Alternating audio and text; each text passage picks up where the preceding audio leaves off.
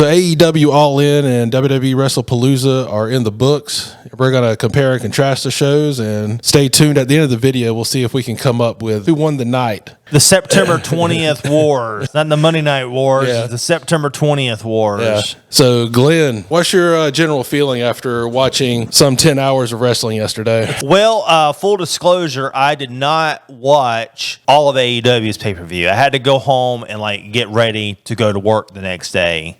And I didn't want to miss Wrestlepalooza. Let's face it, I'm a WWE fan, not an AEW. I mean, I'll watch AEW, but I don't call myself a fan.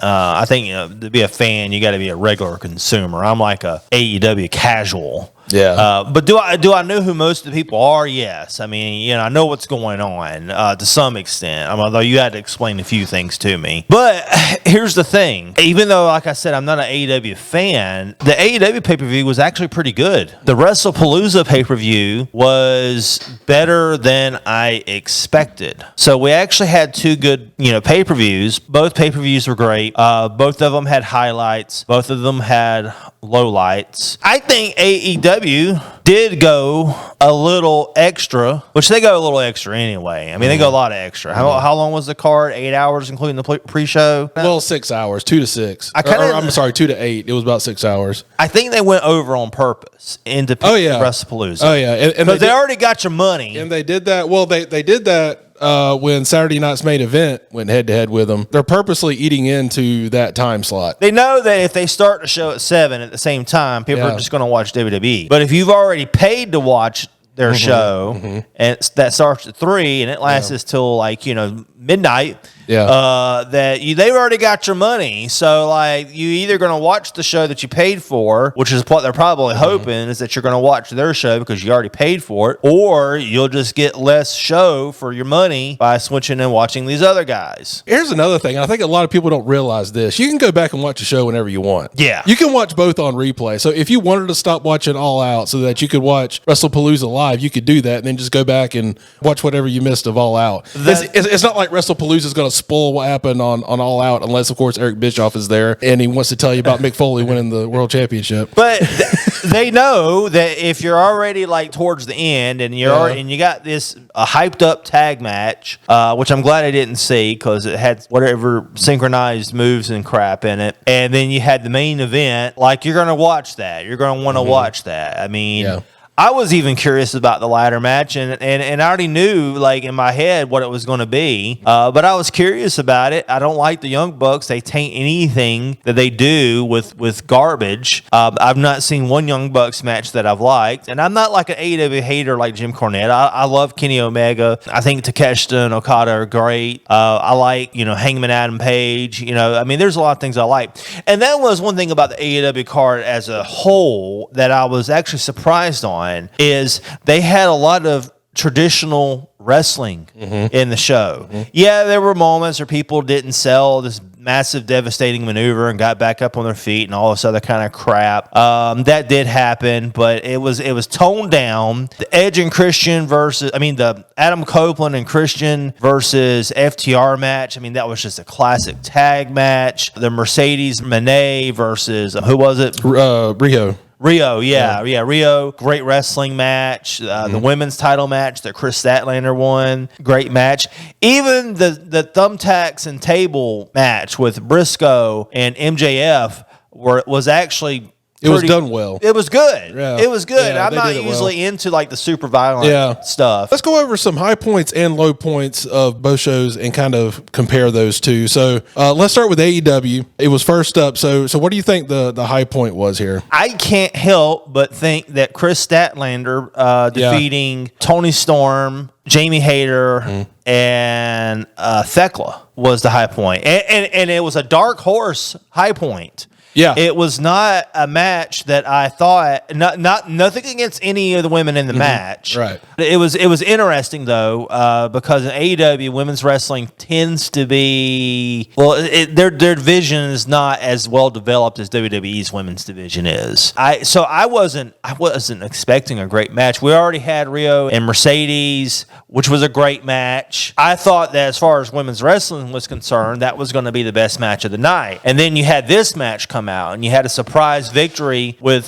Chris Statlander that was just like, holy crap, did that just happen? Me not knowing as much about AEW and not keeping track of it religiously, I was like, man, she's never won the title before, has she? Nope. And Lynn's is like, no. And I'm like, man, we just watched the moment happen. And, it's because Timeless Tony Storm has been dominating the women's division in AEW, even more so than Mercedes Moné, in my opinion. And rightfully so. I mean, she's got like the best gimmick, and she's good in the ring. I mean, she's the total package, and I'm not talking about Lex Luger. Yeah. So I was just expecting just another match that Timeless Tony Storm comes out on top. Yeah, so I agree. I think the women's title match was the highlight, and from what I've seen across social media since, everybody was shocked by this. Nobody expected Tony Storm to drop the title. And another thing I really liked was Tony's reaction after she lost. You don't know what she's thinking. She has this smile on her face, and she is shocked. She's selling this all the way up the ramp as she's going backstage. You don't know if she was genuinely happy for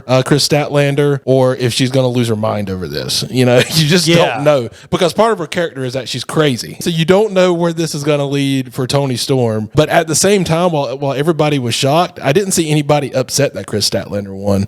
She's one of the AEW originals, and she finally gets the title. She's been TBS champion before. I think everybody's happy for Chris Statlander and shocked at the same time. And I will say that an honorable mention was after the tag team ladder match, Jack Perry returned. Jack Perry returned, and he attacks the Young Bucks. The Young Bucks are about to do their finishing maneuver on him. Jack Perry looks up at him and smiles. Lights go out. They cut to a video of Jack Perry digging into a grave, an existing grave, and pulling out a coffin. He hooks it to his car, drags it out, and then it cuts to like this basement operating room type thing where Jack Perry is like working on somebody, and it's Luchasaurus. And Luchasaurus pops up, and so I believe the gimmick was that, or the story was that Luchasaurus was dead. So Jack Perry resurrects his dinosaur. So when the lights come back on, Luchasaurus is in the ring. Bullshit. When the lights come back on, Luchasaurus was in the ring, takes out the Young Bucks. Jurassic Express is reunited, and they play the Baltimore song Tarzan Boy, and everybody's going whoa and waving their arms in the air, and everybody fucking loved it. Now, whether you like the story or not, the fans, all 12,000 plus people, were losing their fucking minds over this. How was this a high point, Lance? Because it was fun. Here's another thing. It was a pay-per-view moment. Stuff like this happens at a pay-per-view, which is something we did not see at WrestlePalooza. We saw nothing close to this. Thank God. No. Triple H promised surprises and shocking moments. And you know what the surprise was at WrestlePalooza? Undertaker showing up and saying Stephanie McMahon was in the Hall of Fame. That was the big surprise for the show. And not only that, AEW had so many other great moments that WrestlePalooza and WWE just did not deliver on at all. At all. WrestlePalooza could hardly pass as a Raw or SmackDown. I disagree. I think it was pretty awful for a PLE. I thought it was pretty good. It exceeded expectations. I don't think it exceeded anything. Nothing at all. You had like a 4-minute squash match to start off. It was by far best AEW pay-per-view I've seen in a very long time. I would say, I hate to admit this, Lance, I would have to agree that it was actually better than WrestlePalooza. Yeah, well, I don't want to admit that. Like, okay, let's bring up the triple threat match: Okada, Takeshita, and Mascara Dorada. Okay, yeah. To be honest with you, I before going into this match, I didn't care about any of these guys.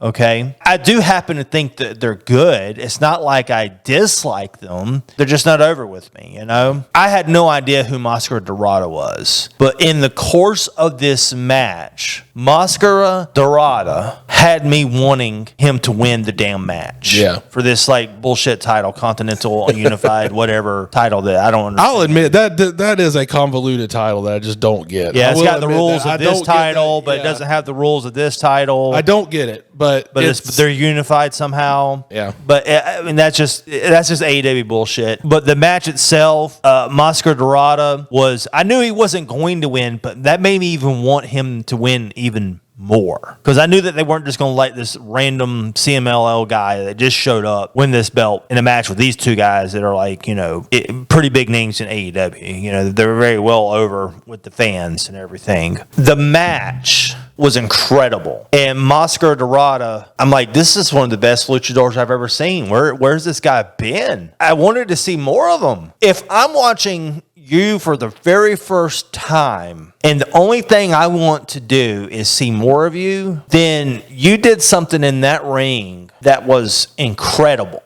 Yeah. And I even make fun of AEW for the flips and stuff, but I didn't care. This guy was just great. That thing, I kind of roll my eyes whenever I hear it in the fight forever. No, I wanted this guy to literally fight forever. Like, I wanted him to die in the ring fighting, okay? Let's look at a big thing here. WrestlePalooza had 5 matches. All Out had 10. To me, that's a big deal. It just kind of shows you what we already know if you've been paying attention, that WWE just doesn't have a lot of wrestling matches, and AEW does. So for me, one reason I like AEW so much is that they actually have wrestling matches. By the way, one of the notes I took, it took 20 minutes to get the first bell for WrestlePalooza. I know that because I was still showering and I was worried and I was listening downstairs because I didn't want to miss the match between Stephanie Vaquer and Io. So I was worried that would be the first match. So I was listening, like going to my stairs, listening before I stepped into the shower because I didn't want to miss it. And all I heard was talking and Pat McAfee, and I'm like, okay, I got another 20 minutes before I have to worry about it to get there. Yeah, Pat McAfee was one of the reasons why it took 20 minutes because they had to do his intro and his whole thing. But yeah, it took 20 minutes to get the first bell from the time the show came on to the time they went live. It was 20 minutes. AEW gets to the point, which I really like. So we've done high points now for All Out. So let's talk about some low points. And for me, it was that damn coffin match. Yes. I was telling Glenn this while we were watching. It was like they didn't discuss anything. It just felt sloppy and like they just didn't know what they were going to do, and they just kind of went out there to wing it. Yeah. It was... I've seen obvious blade jobs before, but this was the most egregious I've ever seen. You had Darby Allin biting the ear of Jon Moxley. Yeah. And very visibly, Jon Moxley is going into his little pocket to pull out his blade. Yeah. And one of the commentators that I guess that wasn't aware that that's where he's keeping his blade was like, he's reaching something in his pocket. Yeah. I mean, bringing attention to the fact that I'm thinking Jon Moxley's going to bring out something to stab or poke at Darby Allin with. Yeah. And no, he pulls out his blade. And then Darby Allin is biting his ear beside the ring for what felt like 15 minutes. Yeah. While Jon Moxley I don't know if he dropped the blade or what happened, but it took him a long time to blade his own ear. I had hopes for it because they've done 2 gimmick matches pretty well recently. You had the earlier match with the tables and thumbtacks match, and then, of course, you had the death match. Which was good. Yeah, and then they go out there with this coffin match, and I don't think it's any contest what the low point there was. So then we paid $30, or at least I did, to watch 5 matches. Yeah, so WrestlePalooza, high points and low points. High point, I don't see how anybody would say it wasn't the women's title match. How could you not? Yeah. Okay. It should have been the main event. First of all, yeah. It definitely should have been the main event. It should have been the main event. First of all, you had 2 of my favorite wrestlers, period, men or women, in this match, Io Sky and Stephanie Vaquer. This is the first time I actually rooted against Io Sky ever. Heel or face, doesn't matter. I've always rooted for her. Never has that happened before. I love Io Sky. She's one of my favorites. I mean, she's basically one of the few things that me and Meltzer can agree on because he's given her high praise. They're friends coming into this match. They're both faces. So, it starts off amicably. It starts out with mat wrestling, but they both want to win. So it gets more, it slowly escalates to being more and more vicious towards the end, which is great. It's great storytelling. There's working on the leg by Stephanie Vaquer onto Io Sky. I mean, that's some NWA shit. It was like classic wrestling, old school wrestling mixed with aerial maneuvers. I mean, it was like blending the best with the old and the new. I mean, I felt like I was watching a Ricky Steamboat match, okay? Now, Lance, you know what that means for me. I mean, when have I even said that? If I compare you to Ricky Steamboat, I'm basically saying you're up there with Jesus, okay? And like it's an amazing comparison for me to say something like that. I mean, that's what I felt like I was watching was a Ricky Steamboat match. It was just phenomenal. Stephanie kept going for the Devil's Kiss. Everybody wants to see the Devil's. Lance, you want to see the Devil's Kiss. Yep. I want to see the Devil's Kiss. Right. So everybody wants to see the Devil's Kiss. You sound like Booker T right now. Everybody wants to see the Devil's Kiss. Yeah. And she kept hinting like she was going to do it, and then like Io would stop it, and like the fans are just furious about it. It was a great build. It was that's what you're supposed to do. Yeah. There was storytelling in the match. Yeah. Great finish. Io does her moonsault, misses, and then Stephanie does her. She's got two finishers. She does her aerial finisher. 1, 2, 3. We got a new women's champion. I don't think anybody's going to disagree that was the high point. Now the low point. I don't know if it was the Brock Lesnar squash match or the fact that the women's match wasn't the main event. You had the Cody match and Drew as the main event. It wasn't a bad match, but it wasn't the women's title match. No, it wasn't. So you had this big comeback at SummerSlam for Brock, and then the payoff is a 4-minute squash. It was longer than 4 minutes. Okay, 7, whatever. It was. What was the point? I don't get it. It was disappointing. I just don't get it. And it started off with that. That was the start of the show. I wasn't a big fan of the mixed tag match. Mm-hmm. I thought that had some good moments, though. It had some good moments. I just don't like the way the WWE does mixed tag matches. So that was a low point for me. Yeah. The intergender match. And the low point for me wasn't anything to do with the participants in the match. I think they all played their part perfectly. The squash John Cena match was disappointing. To kind of wrap this up, who won? So I'm going to give my take. Glenn will give his take. But look, I think it's no doubt it was All In. These were pay-per-view events, so I'm going to judge them on whether or not they were pay-per-view quality. And All In delivered on that 100%. It had big matches. It had debuts. We didn't even mention Beth Phoenix debuting. Returns, new champions. I felt like WrestlePalooza didn't deliver anything except one good match. To me, WrestlePalooza was simply a wrestling show. I just felt like All In was actually a pay-per-view level event, and WrestlePalooza was just a wrestling show. That was nowhere near a pay-per-view quality event. It was, unfortunately, because I'm a WWE mark, it unfortunately was the better pay-per-view. I would say that AEW won the September 20th pay-per-view war. Another thing I'll say is that if WWE wants to counter program anymore, they got to do a better job. Because if you're watching this with an open mind and not being biased, AEW was the better show. Unless you're just that much of a WWE mark to where you won't ever give any credit at all to AEW. Yeah, I agree. And in my opinion, I thought that a lot of the wrestling matches were very traditional matches that you would find in a WWE show. All right, you got anything else? Nope, that's it. All right, everybody. That kind of wraps it up for us. Let us know in the comments what you thought. Who won? Was it a draw? Do you not care? We'll see you next time.